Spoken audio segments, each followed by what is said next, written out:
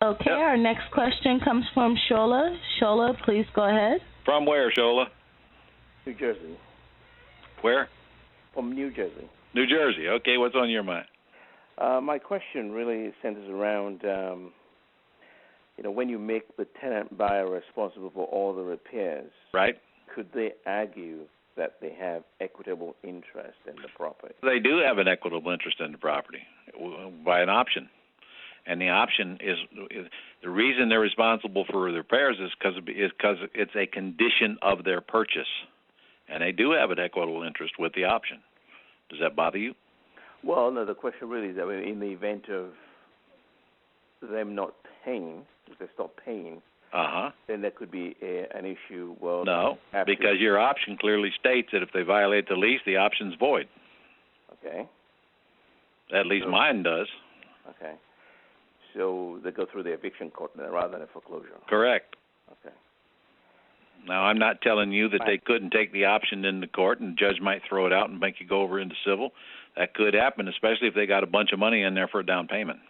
Right, yeah, because I spoke to my attorney about it. He's a little nervous that we're asking them to be completely responsible for all repairs. Well, that's because your attorney's thinking of landlord-tenant law and his head ain't in the game. It's a condition of the option. Plus, your attorney hasn't seen my sweat equity agreement. Okay. So your attorney's making a statement without enough facts from you, probably garbage in and garbage out. If you had explained it properly, you might have got a different answer. No, I did. Actually, I followed. I went through the whole thing, and I told him, the reason why we're making them fully responsible for the repairs. He understands, that I'm buying the property subject to, and how you're buying it is irrelevant to this question. It is irrelevant. I agree. Yeah. But I'm selling it on a lease option. Correct. Yeah, on a lease option.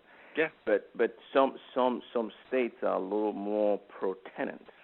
All states are pro-tenant, and I just explained to you that this doesn't have anything to do with landlord-tenant law as long as it's in the condition of the purchase in the option agreement. Okay. Now on the lease, no words such as security deposit. There is no security deposit. It's a non-refundable option deposit. Non-refundable option. Well, there's no lease. There's no deposit on the lease. Right, exactly. Right. And the rental agreement does not make any reference to the option agreement. No, it shouldn't. But even if it did, it's not the end of the world.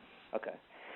Now, one of the question is on lease purchase. So, how do I protect myself in the event that a seller encumbers the property, either refinances the property or the only protection you have is protection by agreement. Okay. Now, if you want to, you can record a memorandum of that option, and that will prohibit them from putting any other loans on the property. Gotcha. Okay. But honestly, if they do, they're in violation of their own agreement, and you pretty much got them. The lease option agreement prohibits them from doing that. Right. I'm more concerned about the fact that, I may have collected an option fee or non-refundable option fee from my tenant buyer, and now you're worrying too much. Check me out. Huh? You got a better chance of getting hit in the head by a jet.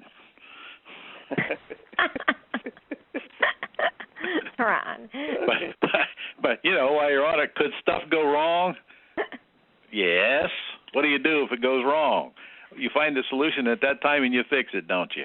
Gotcha. I agree. You can't. Yeah, I totally agree. I'm just. All right. Well, we can what if ourselves to death here. There is no such thing as a business that can't have any problems. Correct. We don't want to do that. No. Well, would you recommend put a substitution of collateral clause in your rental agreement? Why not? No, because you'd have to get them to sign it again when you did the substitution, so you'd need their permission even later, even if they agreed to do it now. You can't do it without their signature at the time you want to do it. Okay. So the tenant buyer cashing you out and your lease expiring with the seller has to really coincide then. It's going to be happening simultaneously, right? No, you can't. The buyer can't cash you out without you cashing the seller out. Right. Okay.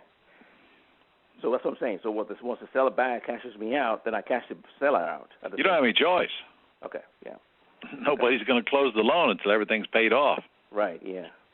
I was just worried that maybe if the tenant buyer wanted to cash me out early, is what I was thinking. Your tenant buyer will probably cash you out early. So what? That means you cash the seller out early. Okay, all right. You certainly won't get any flack out of them. No. Thank you, Ron. All right, sir. I appreciate it. Thank you. All right.